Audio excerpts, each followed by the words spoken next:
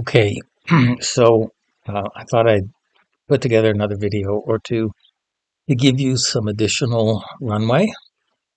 I'm going to be working in my program, um, and I know some of it is going to be very similar, but um, I think it'll probably be helpful to guide you.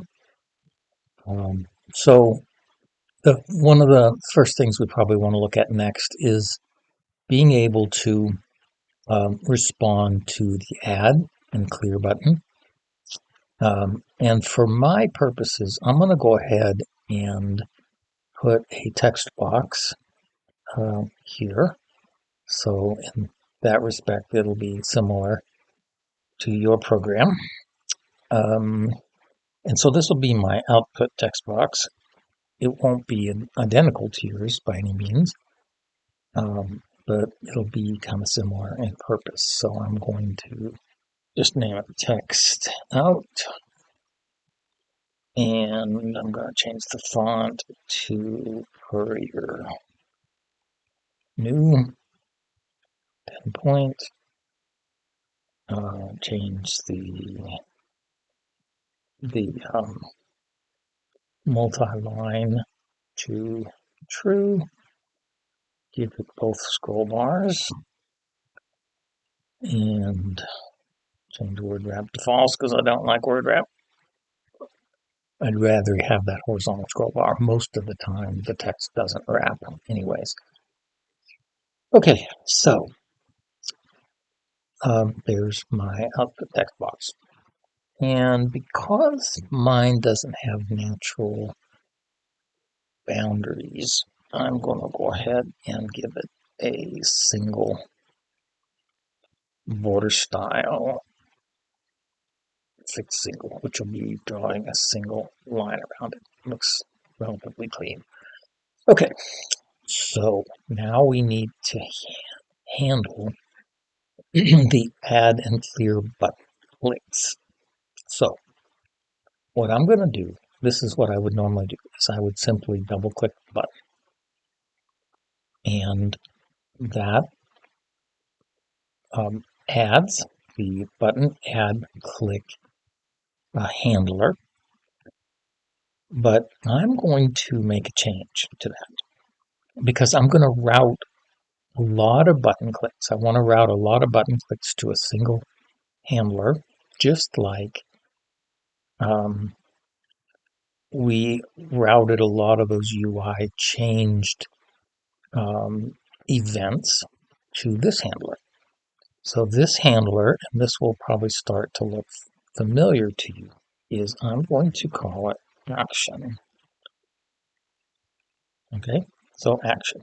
And I'm also going to move it and note that I'm selecting all the way from that return down through this, and I'm just going to drag that up right under there.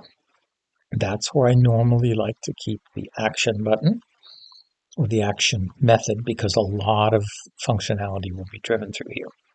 So when I renamed it, that became a problem for the code in the designer. So I'm going to go to the designer, and you can see right here it tells you here's an error.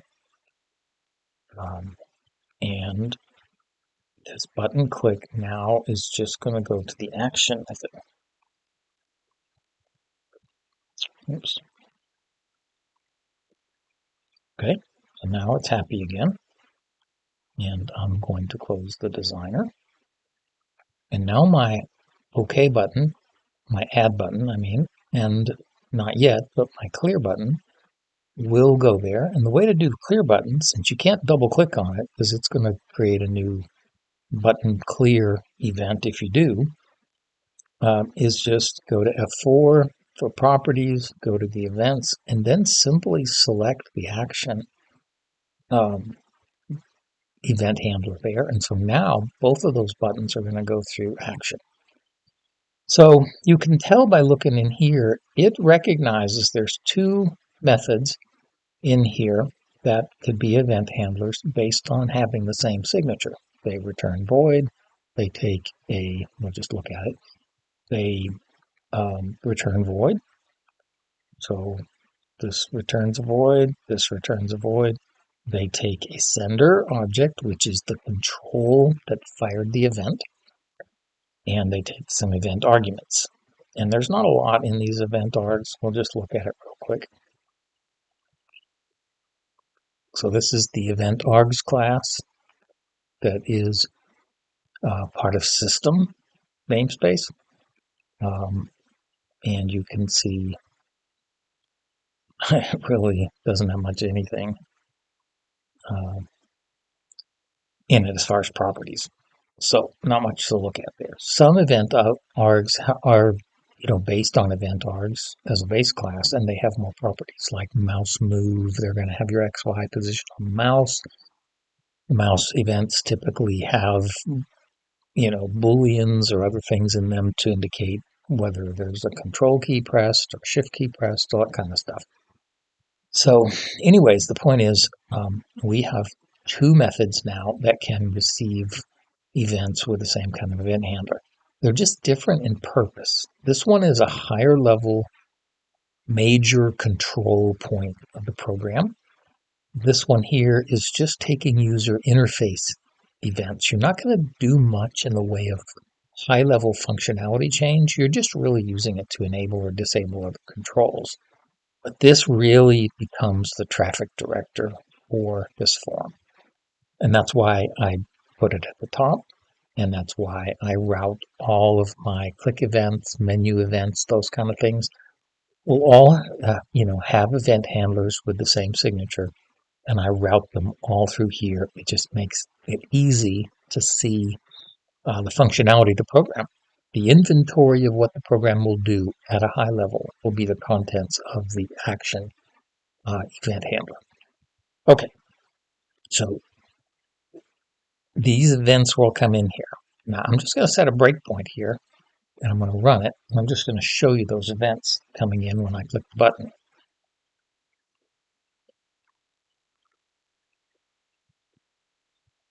All right. So I have both add and clear enabled now. So there's add, hits the event.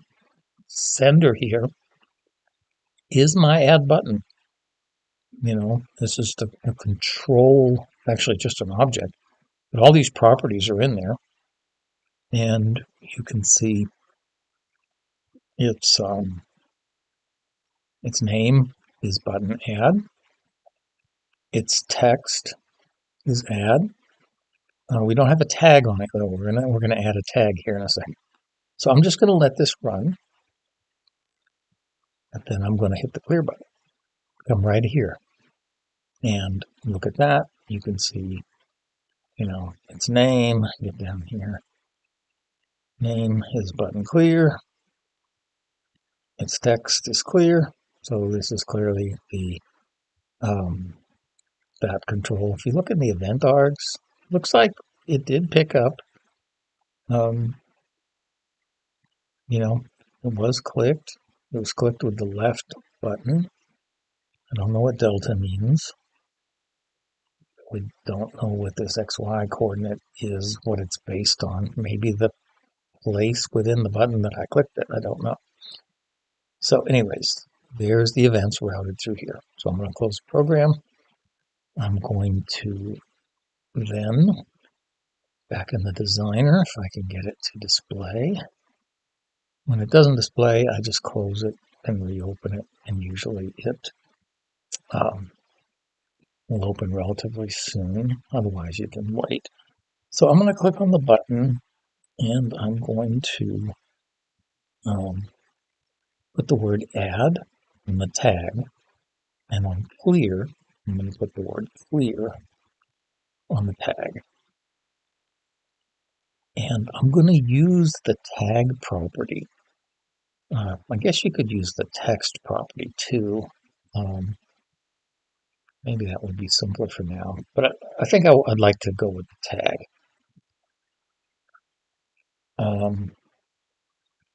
So we've got this sender, and it's an object. The object class is the lowest level class. It really has almost no properties on it, but it's the base class for all the controls, and many other things are based on object. Uh, and it's not super useful in and of itself, but because everything is an object, you can generalize what gets passed into here. It doesn't matter if it's a checkbox, radio buttons, combo box, menu, regular buttons. All of those qualify to be routed through here. So we want to get the tag off of the sender. And what I'm going to do, and this, don't worry if this is difficult to follow, but I'm going to say var control. So it's a control equals sender as control. Okay? What that's going to do is it's going to create me a new variable that will be equal to the sender, but it will, in a sense, cast the sender object, which is a button, as a control. And a control is a base class for user interface control. So all of those controls I mentioned, buttons, radio boxes, combo boxes, they are what they are, but they're also based on control. You see here, base class for controls.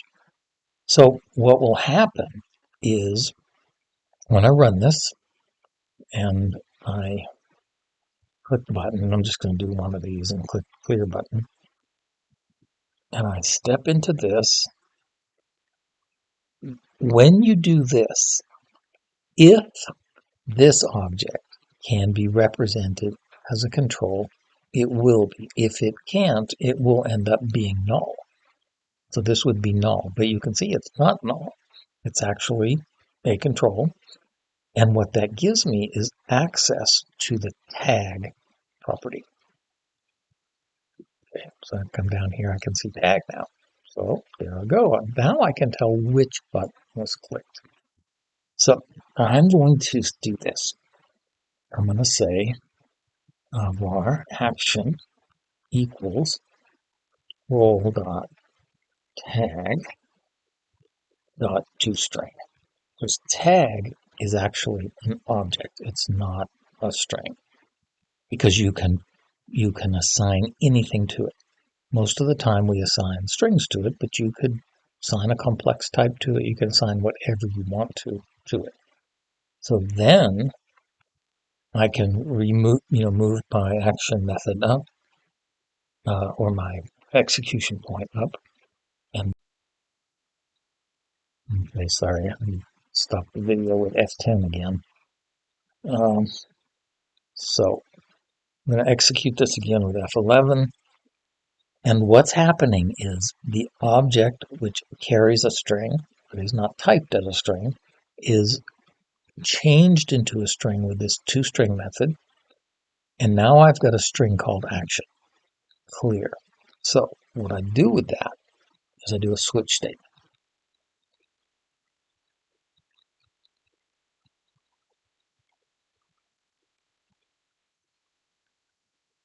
And so I can come up here, and now I can decide what am I going to do based on what button was clicked or what menu was clicked.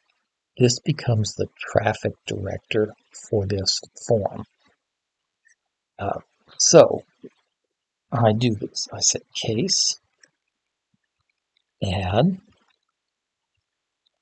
and I'm just using kind of a placeholder here for now, and then case clear. And so in the break statement just delineates the code for the condition or the case that we're doing. So when this executes, it's going to step down there and it's going to match. This case here matches the value of action, and that's why it comes down here. So I'm going to do this. I'm going to add another method. Void.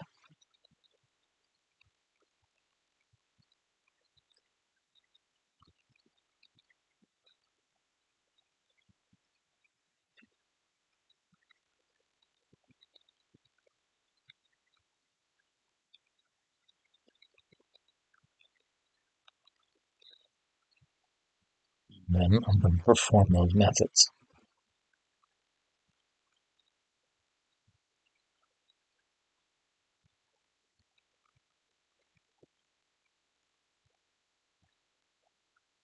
Okay, so I'm going to bring this back up here. Now on clear controls, I'm not going to do a lot of this just yet, but we'll just do the text boxes. Text1.text equals an empty string, text2.text equals, actually, we can do it all, CBO1 selected index equals -1. That means nothing selected. If I did 0, it's going to select the blank item at the top. It really doesn't matter. The -1 on a combo box basically means there's no selection. So let me see if I can minimize this and see my screen. So you can see I've got a W right here.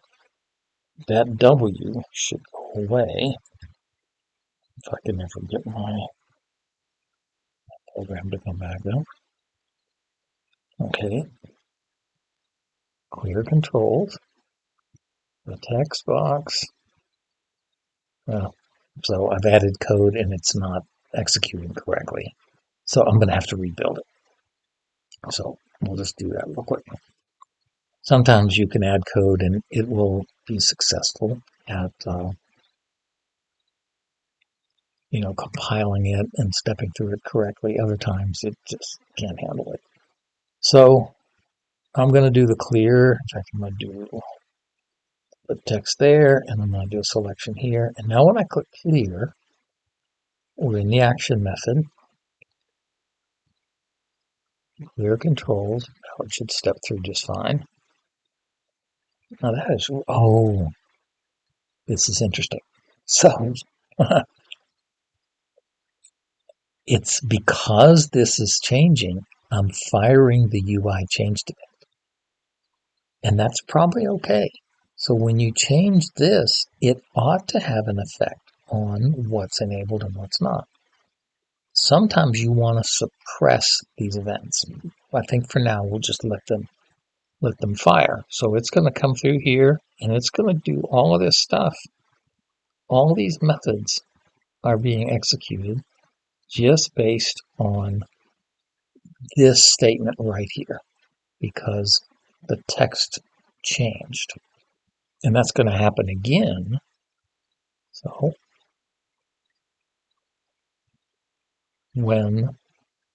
those were both stepping through these is not blank, extension methods. And you can see it's doing it again, third time. And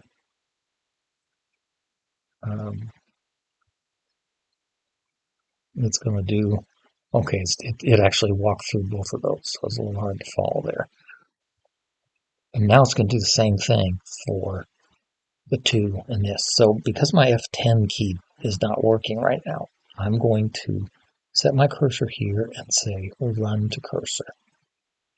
And that way it goes through all of that without me having to step through it. Normally I would step over with F10, but F10 is not working. It's being intercepted by the video software. And I need to figure out how to change the shortcuts on that. Okay, so clear controls. So that's basically that event being processed. The button click for clear comes down through here, clears the controls, sets the text to spaces, sets the combo box to nothing, which causes all of these events to be triggered, and will end up disabling the clear button, which is a good thing. So we'll see what it does. So you can see the clear button is disabled. So I'm going to go in here and I'm going to remove, looks like I already did remove that breakpoint. So I'm just going to kind of show it in action now. This. Now clear, should clear the screen, and probably don't want it skipping forward to this text box. So we'll set focus back on text box 1. So let's do that real quick. And on clear controls, the last thing we're going to do, we'll set a breakpoint here so we can just do it when we get there, is we're going to say text 1 focus. It should move the cursor up to text 1. We'll see. There you go. Text 1. Ready to start entering another one. So whether you're adding, clearing, you want the text box to come up here. It was focused on clear because clear got disabled. A disabled button can't have focus, so it skipped forward to the next thing. Is this text box. Okay, I think I'm going to stop here. Basically, we've created an action method and we're routing all of our high-level events in here. And so now we have an add tasks method that's getting executed where we can start building our task class. Okay, so I'm going to stop here.